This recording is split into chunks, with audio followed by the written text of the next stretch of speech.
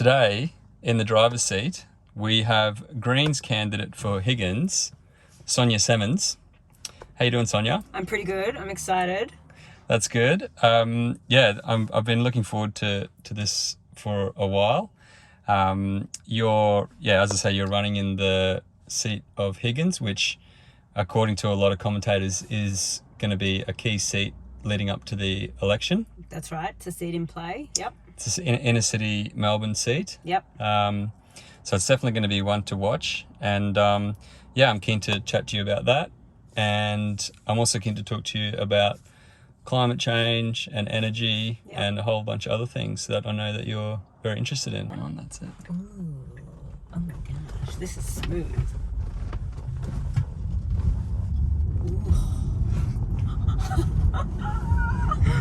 What have we been doing with ourselves? Yeah,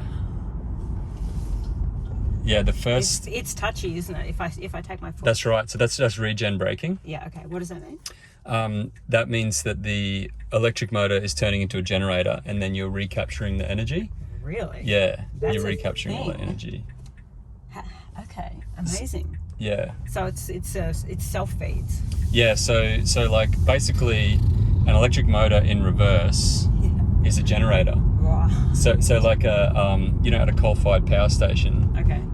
they're burning coal to drive a turbine, and that turbine drives a generator. Yeah. Okay. And all that is a spinning axle, which is inducing current. Ooh. And that's just all that is electric motor in So it reverse. kicks that in if I take my foot off the accelerator. Yeah, and you see as you touch the accelerator, see that black line? Yes. That's drawing off the battery. And then let your foot off. See, it turns green. It goes green. That's charge going into the battery. What the heck? Yeah. This is wild. So if we're at the top of a mountain and we're coming down the mountain, it would be green and it would actually charge the battery all the way down the mountain and recover all that energy. Yeah, I'm too far forward. I'm just going to move myself back a bit. Yep. The back. Here we go. Oof, back further. Yeah, that's better. Sorry, adjusting the settings. That's all right. Yeah, that's good. It turns out I need a little more space. Yeah. Right. Well, make sure you're comfy because we're going out for a good hour or so. All right. Oh man, this is nice. It's amazing, huh? Yeah. Yeah. Whoa.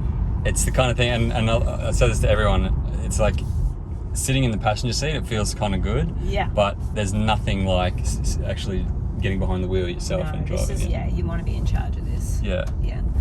Sun through the... Nice. Through the roof, yeah. And you also notice that it's picking up stuff around us here. Right. Yeah. These witches' hats out here. Mm-hmm. So you can see they're being rendered on the screen there. Crazy. Yeah. Feels like, because this is lovely new road as well, I want to go a little... I mean, it's 40 here, so we'll do that. Yeah. Just chill. Yeah, we'll do that. It's not like they're in my way or anything. It's just, But you feel totally in control, huh? It's easy as. Yeah. Yeah, it's really easy. Yeah. It's very responsive to the foot pedal. Mm-hmm. Yeah. Which takes a little bit of getting used to, because I find, like in my other car, you can just sort of press it and release and it'll coast a bit, but this isn't. It's responding to everything you're doing. Yeah. Yeah. Yeah, absolutely. Now, we are in a very beautiful part of Victoria. You want to tell us whereabouts we are? Yeah, so we're up in the Dandenong Ranges, which is beautiful driving territory, but it's also a place that I lived for a few years before I moved city side, and so I know the area a little bit. It's a lovely, natural rainforest, and it's got some really nice roads to drive on. I lived out in Belgrave for a couple of years with my kids. I had a house in Selby, and we'll go back down that way later. Yeah, go through that. This is the land like the electorate of Higgins. It's lands of the Bunurong and Wurundjeri people, all the way out here. And this is some really old forest. Like this is Devonian. This is ancient, beautiful eucalypts. Really big old things. Glorious place to be. Yeah. There's some absolutely enormous trees out here, and you were telling me before that. Recently, a few large trees have been coming down in storms and that kind of stuff as well, huh? Yes, I have friends who live out here still. There's, it's a beautiful community out in the hills, and I have friends who live out here who, in the storms, there have been several over the last year or so, and on both occasions, trees have come down In one, the street that we drove down before, where I used to live, I used to rent a couple of rooms in a house. They had all the trees come down right across the street and had to have the street cleared. So it has. I mean, it's getting worse and worse. And people in these communities have lived with tree fall, and they understand the risks of living out in the bush, in beautiful nature. But it seems to be happening more frequently. And we know, of course, that as the climate changes, then soil dries out, and then you get a big rain and it floods and trees come down. So and the area is also a bit prone to bushfire as well.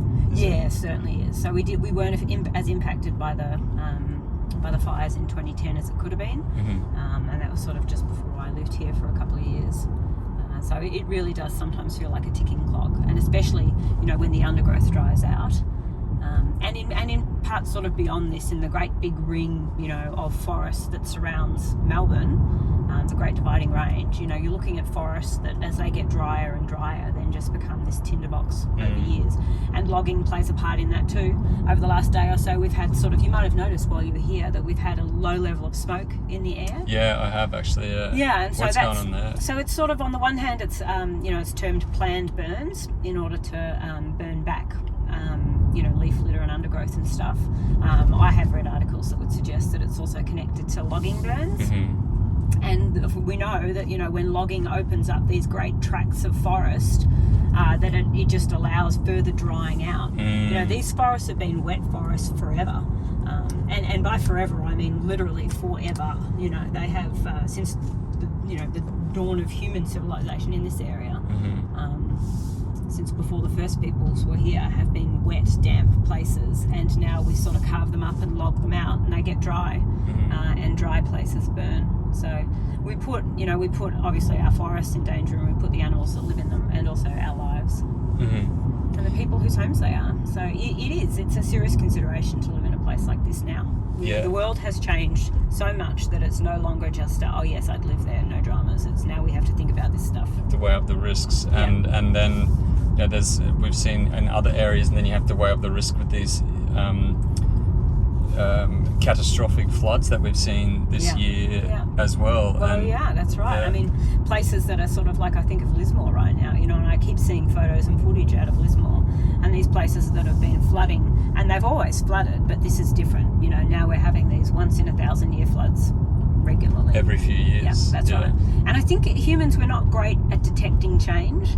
We sort of, we accumulate it as knowledge, but we're not great at absorbing that into behaviour change that we need to make in response to that. And I think it takes a little while for us to get that, no, this is no longer an extraordinary event.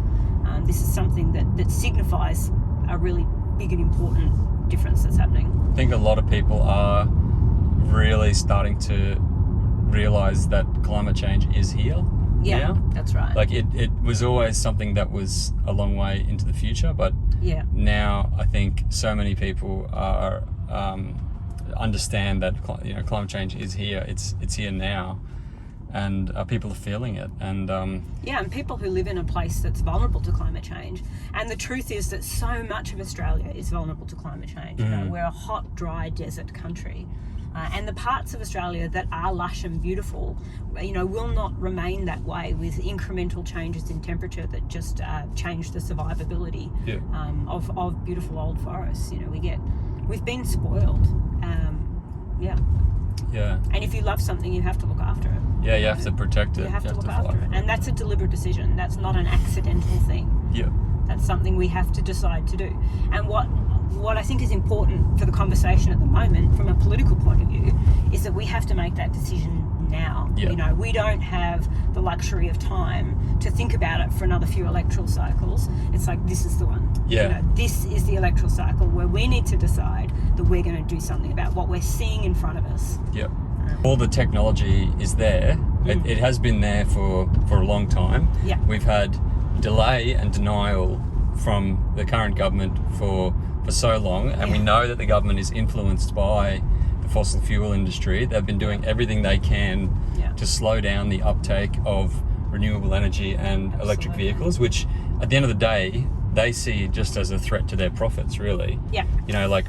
wind, solar, and batteries is a threat to the profits of the coal and gas industry, and electric vehicles are the only threat to the oil industry. That's right. So if you take the assumption that the government has essentially been co-opted by the fossil fuel industry, it makes sense that they want to slow this transition down as much as they can. Yeah, and key word here, because by co-opted we mean captured. Captured, right? yeah. And we mean captured because it's not just the government, it is both the government and the opposition are taking collectively over $1 million in declared funds from fossil fuel.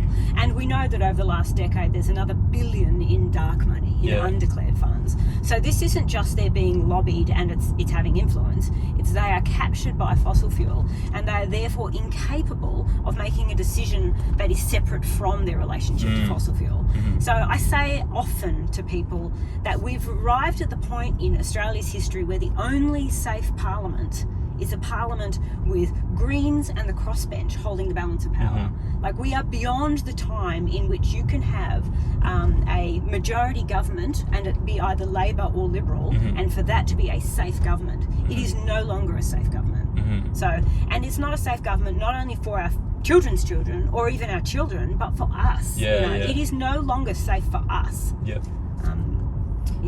absolutely. Yeah, it's just crazy that it's got to this stage. Like, I've been following climate for about 20 years, and if you'd told me 20 years ago that we'd be at this position now, I wouldn't have believed you. But here we are. Here we are. That's right. The best time to act on climate change was 20 years ago. The next best time is now. That's right. And I think once the population mobilises around this, it can happen quite quickly. Yeah.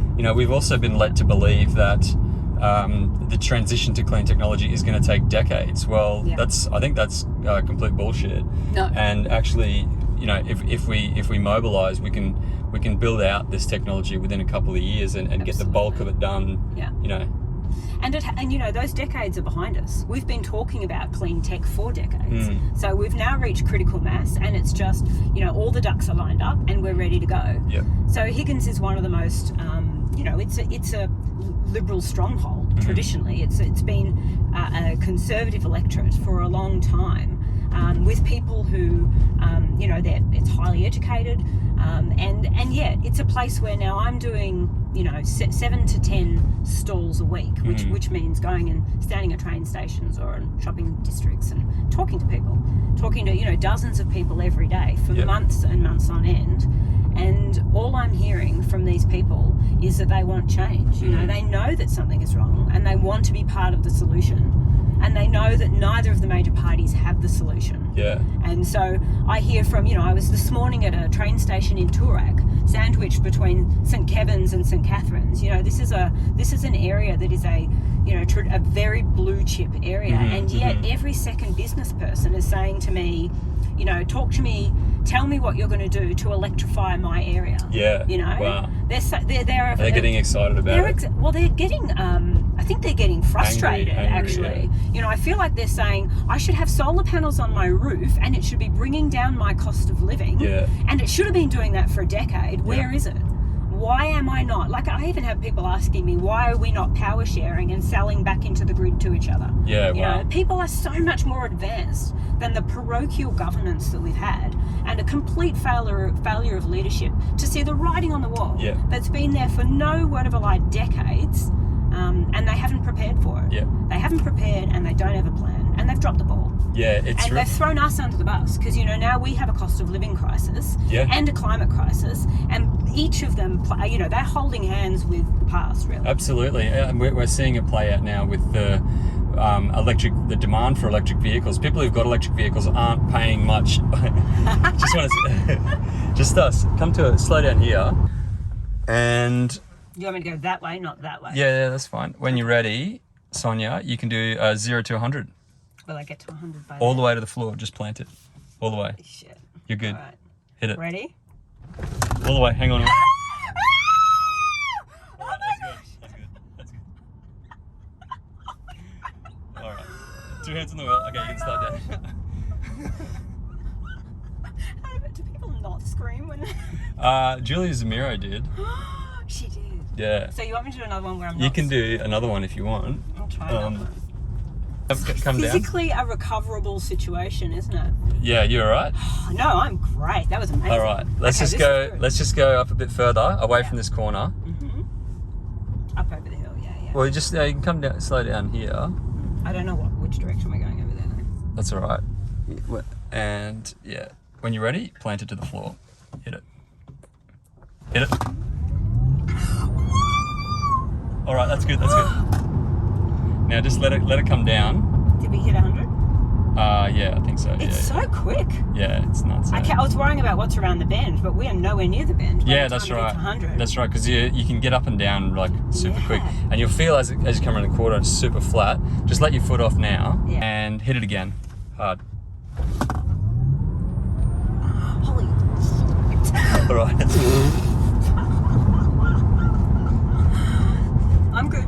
Yeah? I'm cool. Yeah. And just tap it again now. No sweat. Just tap. Sure. Give it a tap. Yeah. Yeah. Go. We're Hit a it. rocket. Okay, that's good. Oh, it's like with the air, it's like we're actually flying. Yeah. It kind of feels like that.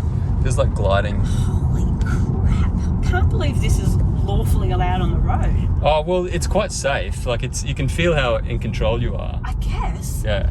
I mean, yeah. But it's pretty incredible that this technology exists, and Yeah. car companies are still flogging their 19th century junk. You They know? rely on us not to know, and now we know. So Yeah. it's too bad, right? Yeah, everyone's gonna know sooner or later. Wild. So yeah, you want to swap cars? I would, but I've got a few other people to take. Oh yeah, Go nice.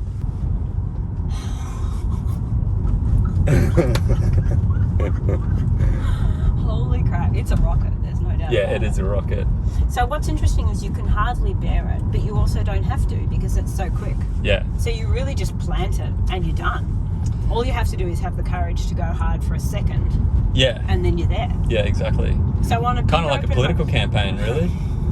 Just go hard for a few weeks, and then you're in. there. That's right. Well, as I say to people often, that if my athletic career is anything to learn by, I don't run often, but when I do, I win. Yeah, right.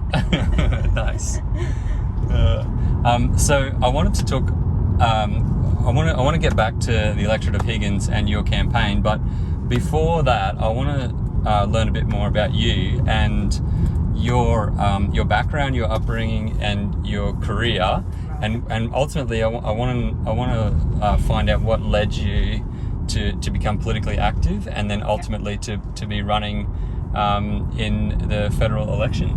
Yeah, right. Great. So the story of my life, in other words. We've got plenty of time. All right. So, well, as you know, I grew up in a pretty conservative church environment. I went to church twice on Sundays. I went to a Christian school for 13 years. I was surrounded by people who vote conservatively and don't really talk about politics. You know, we sort of, the most political I think I was is sitting next to my dad on the beanbag watching Yes Minister every time it was on ABC. My dad was a lovely, gentle soul, and a really well-educated man. My dad was an educator himself, and taught history of revolutions to high school kids. Wow. And then was a lay preacher on Sundays. And I sort of feel like I grew up with this idea that, you know, what you say on Sunday and what you teach on Monday should align. So what the message that I took from my religious upbringing was that, you know, if you're going to say love wins, you better live by it. If you're going to say that we are for justice and compassion, then you better live by it. And I find it a bit staggering that we have a country that's led now by a man who says, you know, overtly that he leads by his faith. And I see the opposite of anything that I could call Christ-like behaviour, or that I could call the values that I grew up with. So yeah, I had a pretty ordinary sort of a middle-class life. I'm very privileged to have had a good education and gone off and decided to give back. The way I thought that I would give back in the world is that I worked as a consultant for 20 years to NGOs. And as an NGO consultant, I've mostly been helping INGOs, ENGOs, so domestic charities, hospitals and so forth, take sort of complex policy and program information and turn it into messages that they can deliver to stakeholders, whether that's government or funding bodies or donors or whoever that is. So literally what my work has been for 20 years is making compassionate appeals to the powerful to try and bend them toward justice. And, you know, after 20 years of doing this work, I can tell you that it felt like mop-up crew. Like we were in the mop-up crew.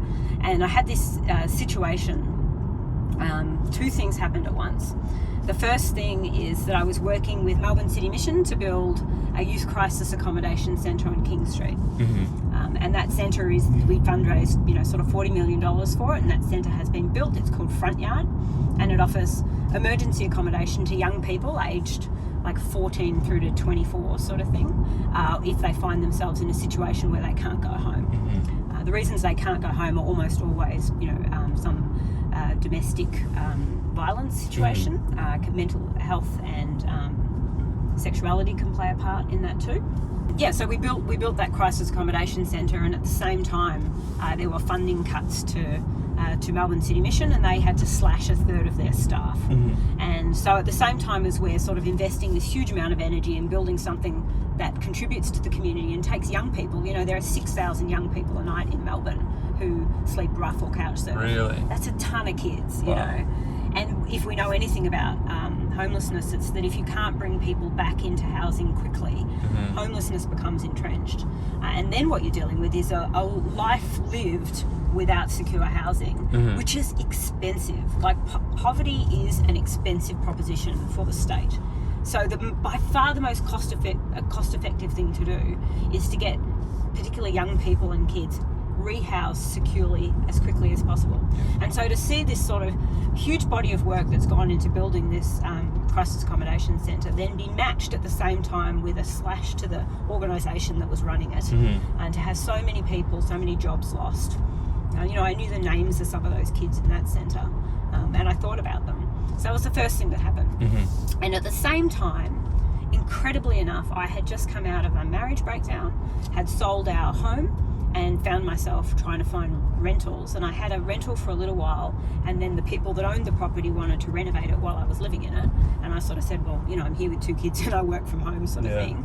And they gave me basically 6 weeks to get out. Wow. And I couldn't find another rental. So within sort of, you know, a few months, I was both responding to the housing crisis and caught up in it myself. Wow. And so you've got lived experience in that situation, basically. Yeah. So for 3 months, my kids and I had no home, you know, and I had to put a message on Facebook to say, you know, if anyone knows of a room that I can stay in with my kids. And it was like utter shit, you know, it was utter shit. We ended up in a bungalow behind a friend of a friend's mum, living amongst her belongings. When you have a period of homelessness, you don't think about sort of the flow-on effects of that. So at the same time as not having anywhere to live, we're staying in this bungalow or couch surfing. Basically, we were couch surfing. That means that we didn't have I didn't have a letterbox. I didn't have a letterbox, so I didn't get mail and I didn't get bills. So I missed bills.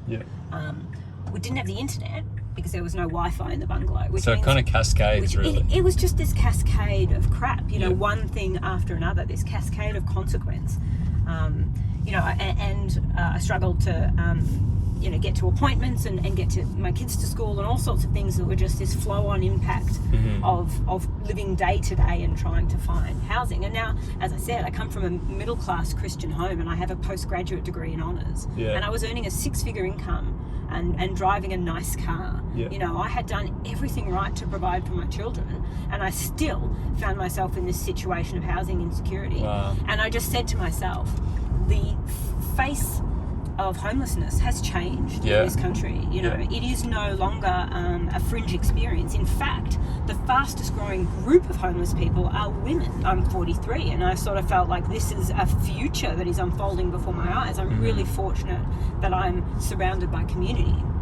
And it occurred to me that in a world or a society where we're increasingly individualized and isolated from each other, the absence of community has to be met by good policy. Yeah. You know, good policy has to take the place of community if it isn't there to step in. Yeah. I'm lucky I did have friends and family to reach up and scoop me up and, you know, bring a casserole or pick my kids up and take them to school. I was really fortunate. And so we were back up on our feet in a couple of months and life went on. Yeah. But for people where that doesn't happen, then that is a derailment that affects not only the person, but the person's children. Yeah, yeah. And then generationally forever, this sort of die is cast. And it doesn't have to be that way. Yeah. And that's what it means to me to be a caring society, is to say, I know that not everything will always go according to plan, and that there will be marriage breakdown, there will be illness, there will be job loss, there will be surprises in your life that you do not expect and that you cannot have prepared for.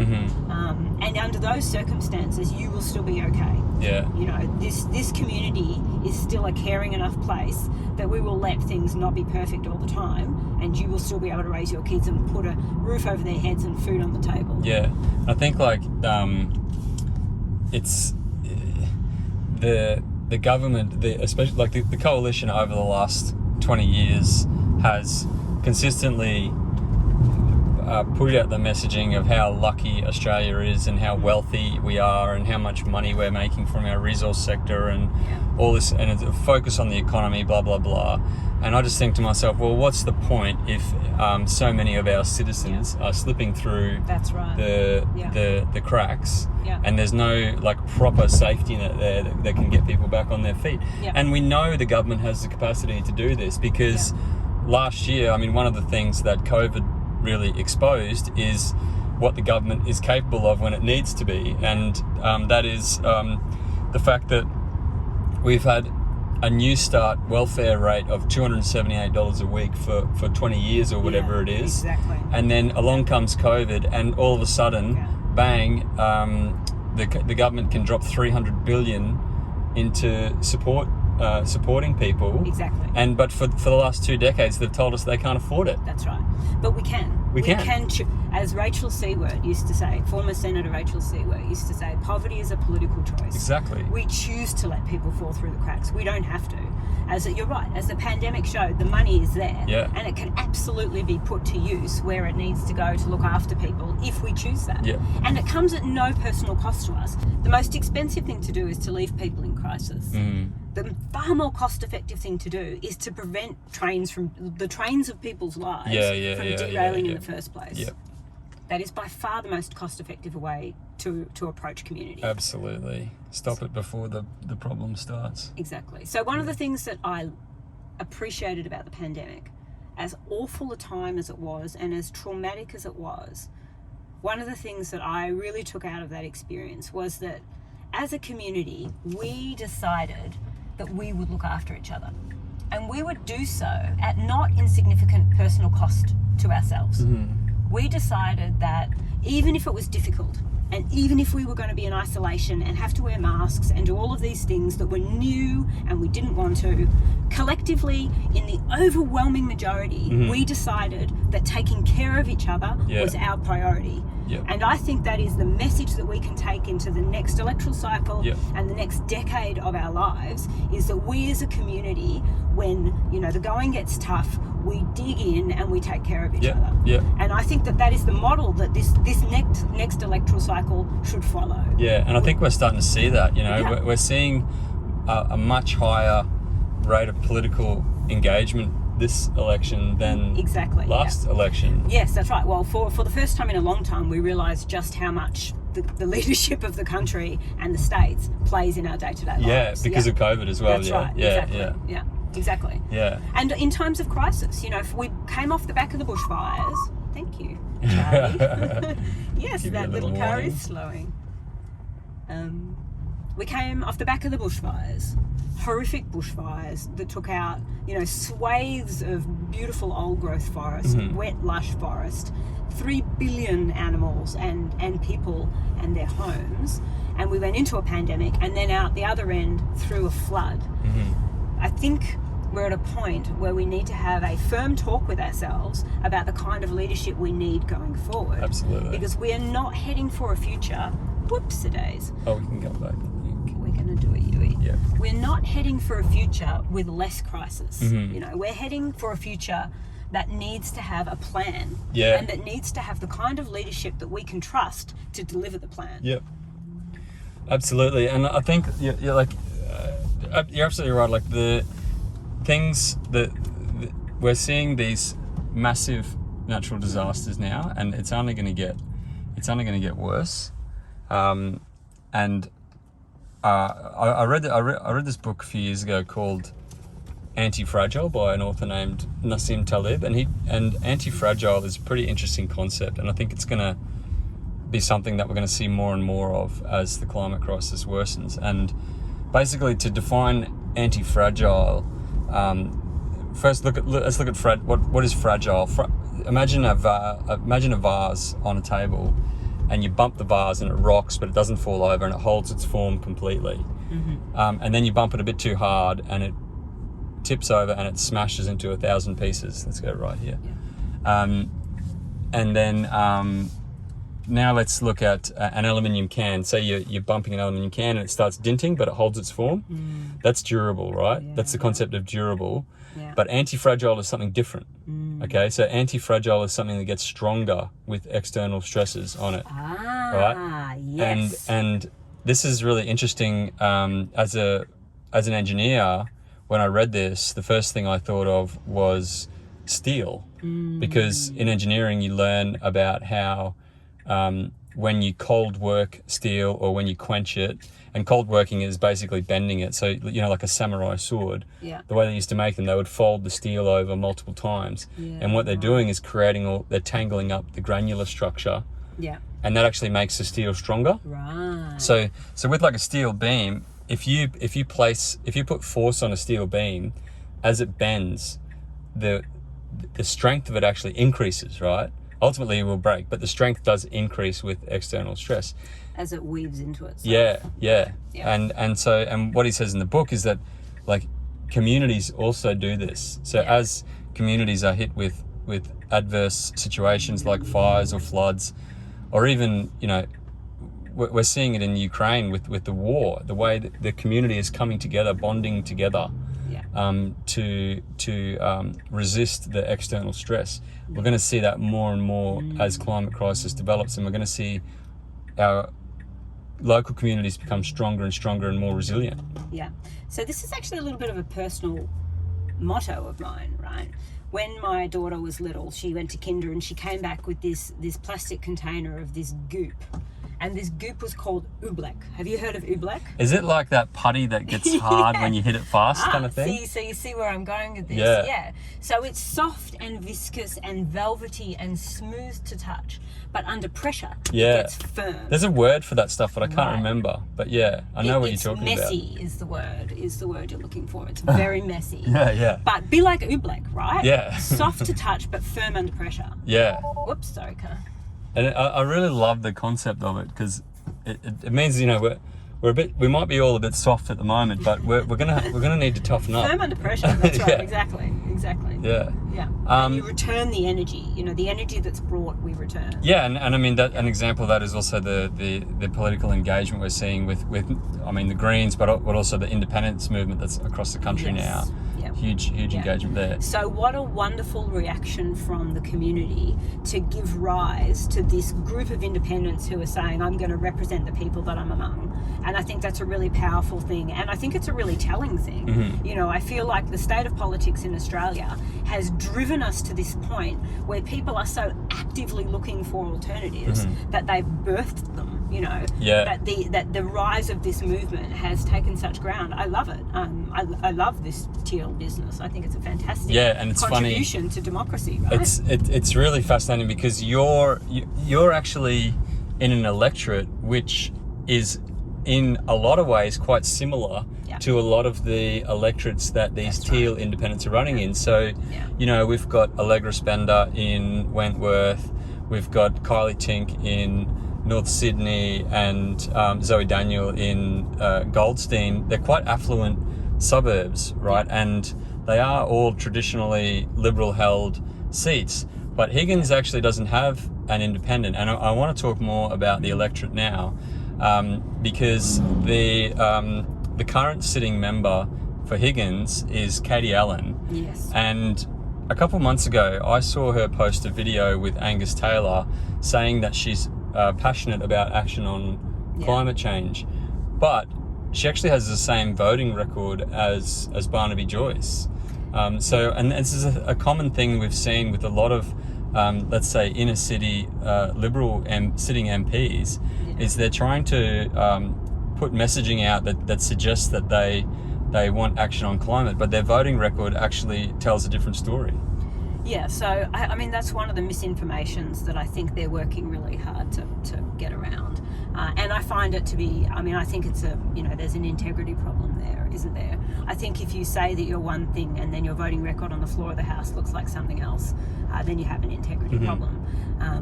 And I wish that it were different. I wish that these people who call themselves moderate Liberals would take that value system to the floor and put their money where their mouth is. And until they're able to do that, then people like me will stand for Parliament to say that's not good enough. And that the people of Higgins deserve to have a representative who will actually reflect the values of the community in the Parliament, like they're paid to do, like they're voted in and incumbent to do. And I think, Higgins is a really unique electorate because it has previously been this Liberal stronghold, and yet in recent years we've seen this slow swing toward, while the Greens picked up 22% of the vote at the last election. That's a really strong indicator that this is a changing group of people. And then last year we had this surprise redistribution, which is where they redrew the boundaries to include the suburb of Windsor and to shave off parts of Hughesdale and Toorak. And what they've done is that they've made the electorate of Higgins smaller, younger, and more progressive than it's ever been before. Yeah, wow. So in Windsor there's 7,500 voters with a first party preference vote to the Greens of about 40%. Wow. So that's huge. we calculated us as needing sort of a 3.5% swing to win, but Anthony Green has just released his psephology on Higgins, has us as sort of a 2.6% swing to win. So it's well in play. Higgins is well in play. Yeah. And I think the Liberal Party and the Labor Party have polled in the space, and I think they know this. We're going to see a big campaign, and we're going to see more misinformation, like this sort of teal curious pamphleting that the moderate Liberals are doing to give the impression that they are, climate friendly, when in fact on the floor of the House it looks completely different.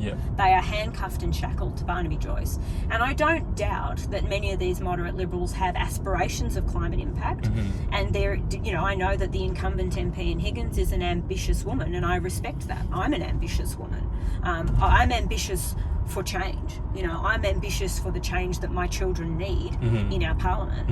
And the problem with the ambition of a moderate Liberal is that we don't have time to wait for a moderate Liberal to influence the coalition.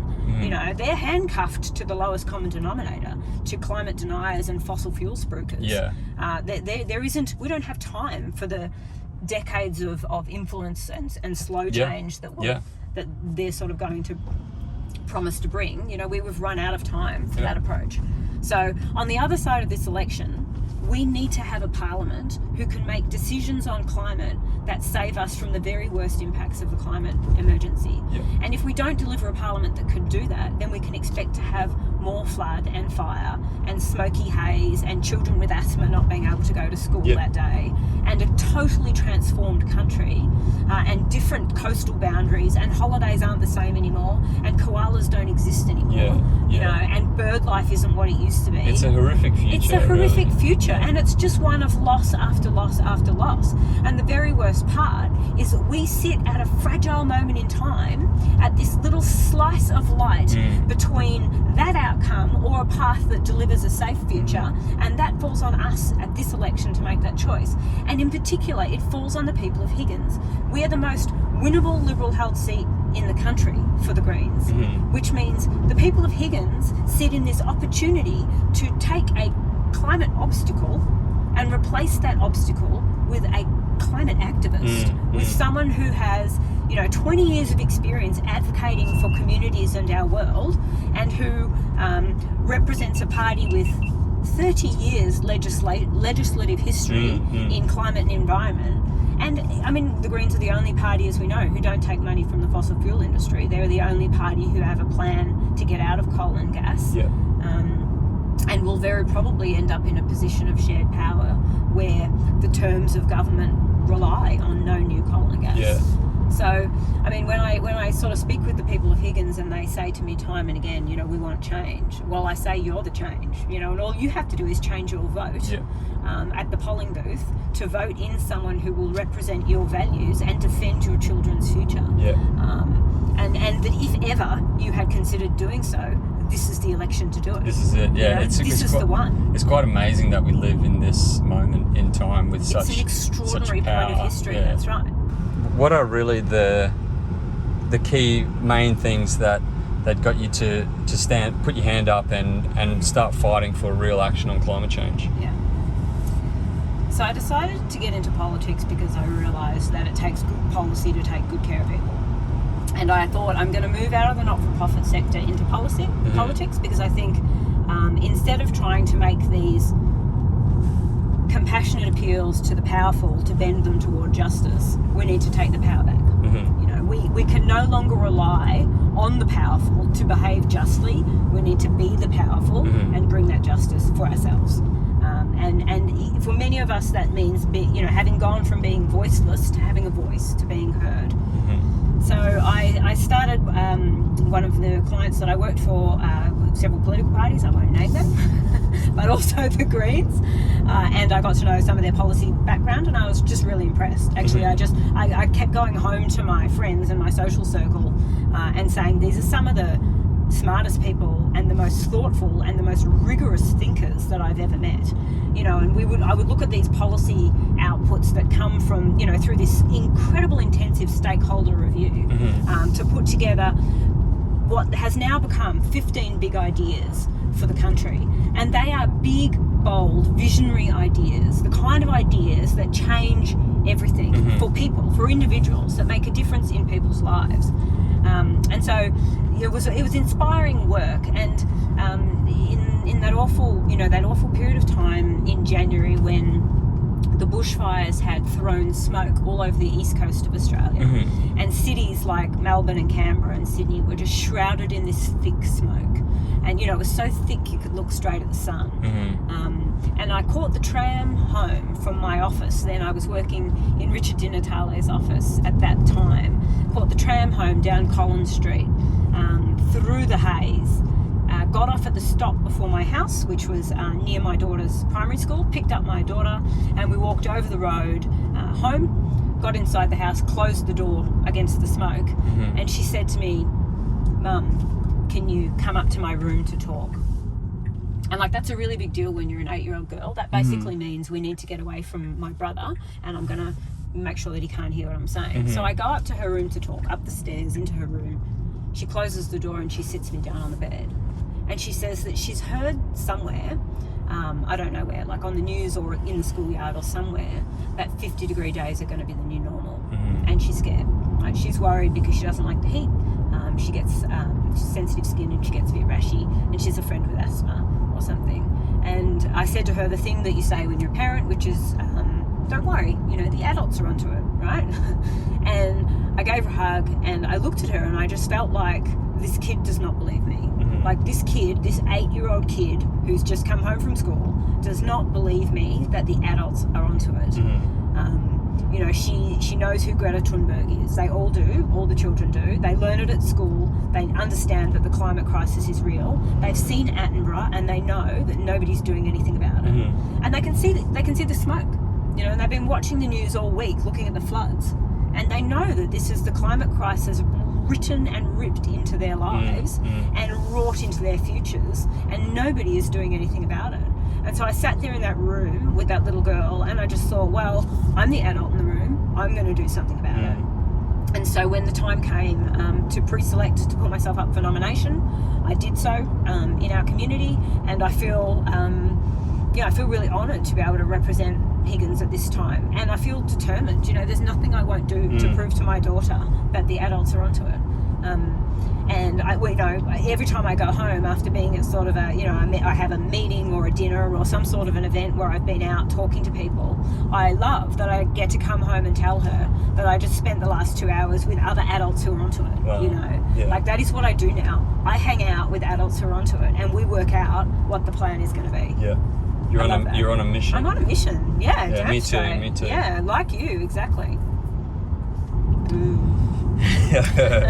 We just passed a teal-coloured sign, but I think it was a Liberal sign, but it seemed to have an owl on it. It seemed to have a tinge of teal in it for some reason. I don't know why. Yeah, that was a really powerful story, and I don't have kids. I've got little nieces and nephews who I care about very deeply. But I had a similar moment when I was listening to Radio National, and they were interviewing some young school strikers. I think they were probably like 12 years old or something. Yeah. And they were so articulate and passionate. I thought to myself, wow, if these kids can get out there and fight for change, and so can I. Absolutely. Yeah. And that was my entry point into the movement. And then I started connecting with people. And but then I found out that there's a whole bunch of people out there who are working really hard to do something about this, and we can do so much more when we're all connected up, really. Absolutely. And I just think the day is going to come when our kids say to us, in that electoral cycle where we hung between consequence and action, where were you? Yeah. What side were you on? What vote did you cast on that day at that polling station that set the course of their future? Yeah. And I urge everyone out there who has someone in their life who is a little person, I urge you to think of their future when you cast your vote, because we'll answer to them. And we've talked before about the climate trials are coming. And they're not just the big ones, the lawful ones. We're all held to account for our actions. Yeah. We've talked about the impacts of climate change, which are imminent and are happening now. We know what we've got to do. Now I want to talk about some more of the positive and more exciting stuff about what potentially ahead of us. I want to talk about the country that we can build here in Australia. We're about to enter the third industrial clean tech revolution, which is going to be all about massive uptake of solar, wind and batteries, and massive uptake of electric vehicles. And it's an incredibly exciting time to be alive. We know that we can decarbonise our society much faster than we're led to believe. And something that I always think about is like the way countries around the world, including Australia, transformed their economies, transformed their industries during the beginning of the Second World War. Right? Because when it became totally obvious that there was an existential threat facing the world, countries around the world mobilized. They transformed their industries to point them at that threat. And within 6 to 12 months to 2 years, transformed everything. In Australia, we had a huge number of women going into working in factories and transforming and all working towards supporting the war effort. It was really a war effort to protect countries around the world, really. And so we know that humans can mobilize and transform quickly, and I think that's the kind of mobilization we need now, and we're starting to see it. I think it's what people want. I think everybody knows that we have a problem and we need to have solutions, and I think everybody knows that the solutions are within our grasp. Australia is the sunniest continent on earth, and with wind to spare, right? So they know that we have the answers here. All they need to know is that there is a plan and that's backed, and that's when then that the pointy end of focus, brings it to bear. Like before the Second World War, where we made a decision we were going to do this, and we did it. Everyone gets dialed in. We were just like, this is what we're going to do. And I know that day will come on climate. That's perhaps the most heartbreaking part.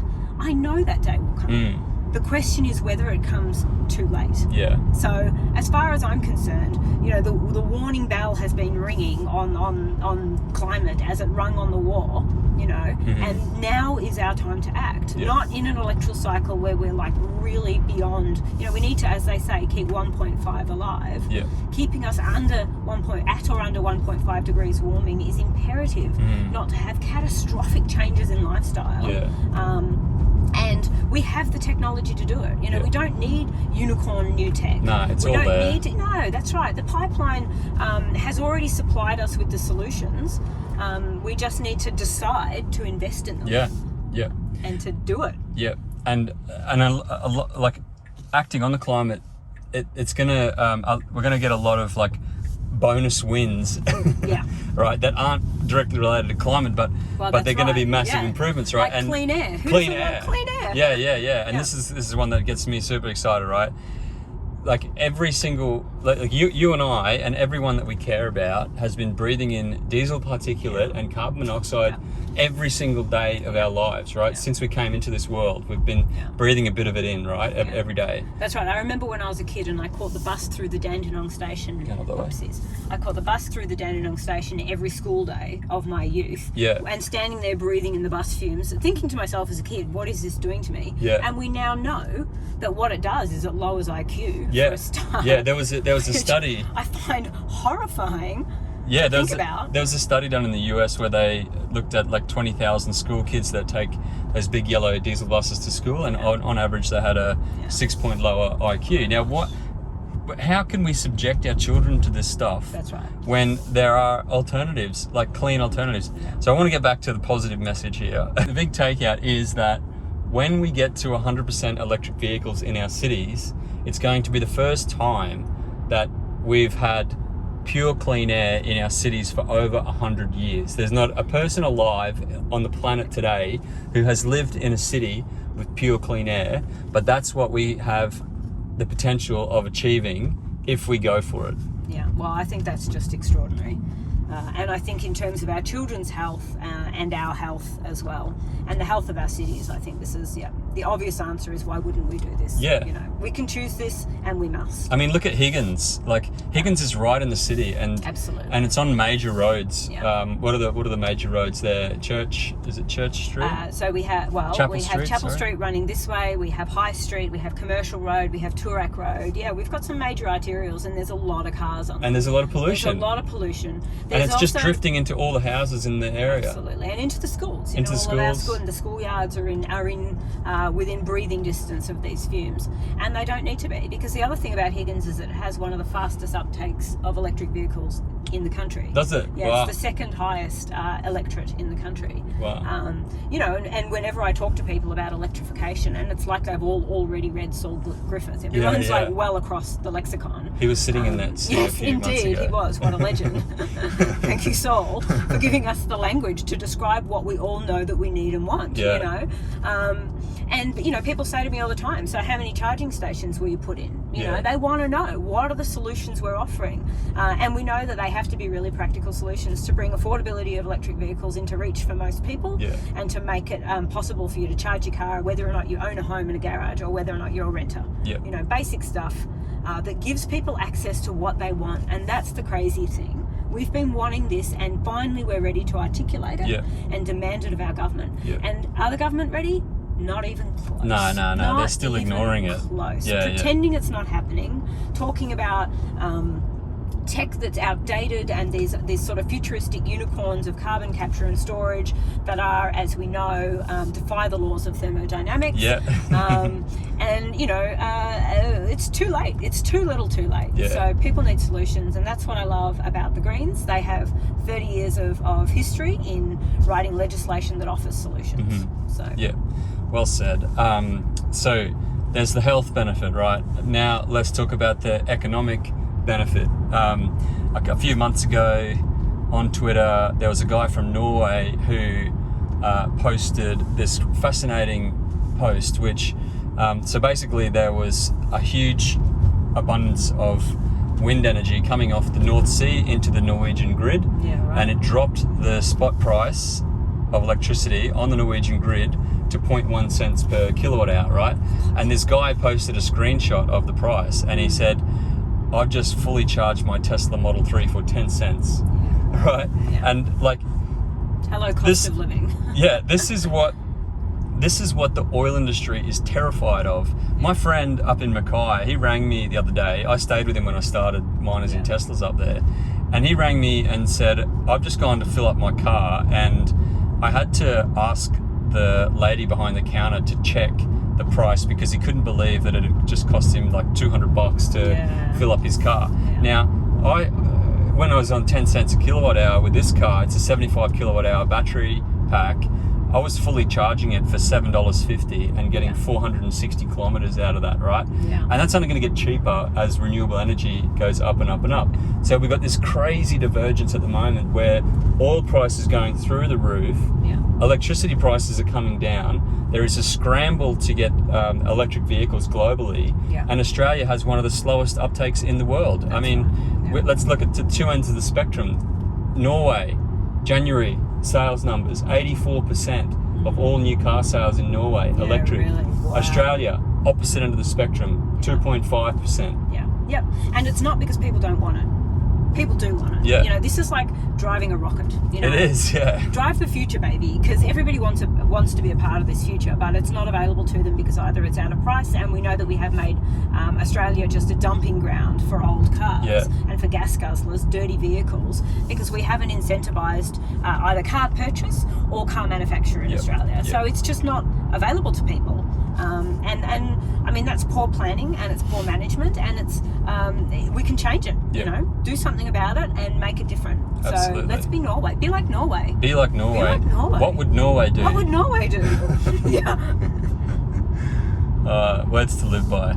Well, we can keep talking about Norway because they've done some other pretty cool stuff, right? One of the other cool things they've done, I'll just mention a few years ago, I was fortunate enough to meet the current Secretary General of NATO and former Prime Minister of Norway, Jens Stoltenberg, and I got to have dinner with him and we chatted about a lot of things. And he was Prime Minister of Norway for 10 years, and while he was Prime Minister, Norway introduced their families policy where you get, there's free childcare from age 1, there's free after school care, and there's a whole bunch of other family friendly policies like parental leave for mums and dads and all this other stuff, right?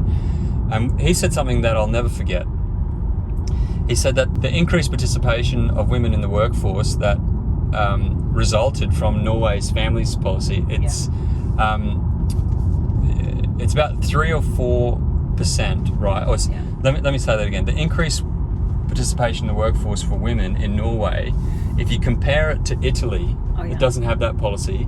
There's like 3 or 4% more female participation in the workforce in Norway because of that policy. Stoltenberg said that 3 or 4% increase in female participation in the workforce is worth more to the Norwegian economy than the entire Norwegian oil industry. What the? So that's the thing. We've been told for decades that fossil fuel is central to the economy and that it's sort of central to the whole identity of Australia and who we are on a global stage, you know, a resources country, when in actual fact the contribution to the economy is tiny, you know, and if you want to invest in the economy, then, you know, invest in the arts industry, right? Invest in women, get women working again, make it possible, as Norway has done, make it possible and easy and affordable for women to get back into the workforce. Simple measures. And of course, the reason that we don't have action on this stuff is because the fossil fuel industry have captured both political parties. So we need to break away. So one of the other things I wanted to talk to you about was political engagement, but in particular, the political engagement of our young people, right? And you know, it's been 3 years since the last election, and a lot has happened since then. We've had the fires, we've had the floods. A lot more people are aware of climate change and what is actually happening. And you mentioned in that beautiful story you told before about your daughter, just how engaged she is, and that she knows what's going on, and her school, all her little school buddies know what's going on as well. And I think like one of the things that a lot of the political commentators and punters, they haven't spoken about is the fact that there is now 3 years worth of young people, voters there's now 3 years worth of young people who are now in voting age, right? And we've also seen the Greta Thunberg school strikers movement grow massively in the last 3 years. Now, I've been hearing from a few people that there is potentially what's being called a youthquake coming, and and it's like, okay, what's a youthquake? Well, from what I'm hearing is because these young people are so technically savvy with social media, they're able to cut these little videos and articulate stuff and share it on TikTok or Facebook or Instagram or whatever platform. And they're able to spread information super quickly. And we actually saw an example of that just a couple of weeks ago. There was a short clip on TikTok by a young person who, it was basically Scott Morrison's Cole speech, but overlaid with this horrific footage of the fires and the floods and all the rest of it. And that TikTok video had 500,000 views on TikTok, 500,000 on Insta. I actually asked the person who made it, and he rattled off all the different platforms. It had 2 million views that he knew of, right, across the platforms. That's one young person with a camera, with a laptop, who's just reached millions of people. Now, what I'm hearing is that there's the potential, as we get closer to the election, for the youth really to rise up and start using social media like that, and who knows what's going to happen then. Yeah, that's right. Well, look, I think that will happen, and I think it'll happen because the young people they're spin proof. You know, these people, they can spot bullshit a mile off, you know, and all this government knows how to do our photo ops and marketing, right? So these people are watching that, and they're going, first of all, viscerally, don't touch my hair, and they're going, second of all, I'm going to reach 2 million people with the emotional response that I have to what you're not doing to stop the climate crisis that's going to impact my life. And I often say to young people, and they come up to me on the stall, you know, I just had a young woman 2 days ago who came up and said, I'll take a flyer at a food and wine festival in Malvern, right? And she must have been, I don't know, 20, and she came up to me and she said, I'll take a flyer. I've never been very political, but I feel like it matters all of a sudden. And I said to her, absolutely it matters. And, you know, for a person her age, it might feel like she has the least power, but the most to lose. And that's sort of the horrifying thing that I think that a lot of these young people are feeling, particularly before they reach voting age, that they have the most at stake and they have the least opportunity to do anything about it. But I say to them that they're also the solution. You know, they're the solution because they can swing an election. Totally. In my seat of Higgins, there are 16,000 young people and first-time voters at this next election. That is more than enough people to swing, to overthrow the entire government. With one extra Greens MP in the lower house, the Liberal Party is out. There is a shared power, and the Greens and the crossbench hold the balance of power.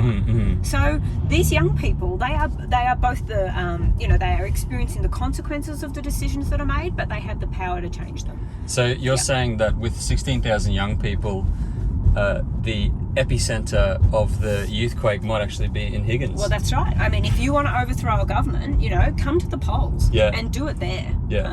And just 1 or 2 seats might be all it takes to completely change the political landscape in this country. Well, the government is so marginal that in fact only 1 seat flipping would change the government. So you're in a position of great power and authority. I think overthrow the government's fine. Okay, leave it. I think the youth want to overthrow the government. Sure. I want to overthrow the government. Who doesn't? I mean, Liberal voters like the Liberal Party of old, but not the Liberal Party presently. And this is the thing I'm discovering. People universally loathe Morrison. And I think it's fascinating. At the last election, I knew he was going to win. I knew he was going to win because my mum liked him. And I reckon we're mostly a Labor family. My dad was a Labor man for sure. And my mum just voted sort of the same way every time. But I knew when she liked Morrison that we had problems. Yeah. Because he felt pastoral, like he had that Christian dad vibe. Yeah, right. And I think that consoled sort of women like her. It was one of his many personas. One of his many personas was sort of, Christian dad, and don't worry, I'll make the decisions for you. It's going to be okay. And I think that's proven to be broadly fallacious. And now we're just like, no, you're not, and no, you can't. Yeah. And get out of the way. And so the more he talks, ironically, the less we trust and believe him. Yeah. Because he is deeply insincere. Yeah. Yeah. Absolutely. Anyway. So this time, let's youthquake our way to change, man. Yeah. I'm going to hashtag that for sure. I think it's going to be a thing, and It's gonna be a thing, and it can yeah. also happen quickly. Like, this is exactly right. Change brews under the surface for years, and then it erupts, and it changes everything. Yeah. Yeah. Totally. And like we've discovered over the last few years that we can't rely on the mainstream media to hold our politicians to account. Yeah. They've really failed to hold them to account on corruption and on climate change. But we're seeing it through social media, I think. Well, yeah. So I feel like, we know that we have a Murdoch monopoly in Australia. Like we don't see in other countries like New Zealand, where you have a much more democratic system of parliament. And I think there's an appetite in the Australian community to fix that too. Australia wants its democracy back. Yeah. It wants to have a functioning democracy that represents the people. Yeah. And that's what I see my job to be, is to restore the power back to the people that it serves. It serves us to build the kind of community that we want our children to grow up in, and that has been taken from us. So I think Australians are a really sensible group of people, and I think the idea that we can't make good corporate decisions is rubbish. Yeah. I think we saw in the pandemic that when the information is available to us, we make really sensible, smart choices. Yeah. And we don't just look after self, we look after everybody. Absolutely. So I have high hope that given an opportunity to execute democracy, which is to say get fossil fuel out of the parliament and get Murdoch out of our ears, then we will execute democracy, because that's what we want. Imagine the transformation that would have in political. Right? I tell people, imagine just one electoral cycle that achieves get out of no more new coal and gas and a federal ICAC with teeth, and all of a sudden you've got a parliament that works again. Exactly. We have a parliament with this profound fossilised constipation right now, and we just have to pass that shit. Yeah. And we have to get on with our lives. Yeah. We cannot progress like it is. We will not. We will grow ill. Yeah, we are. We will need surgery. Yeah.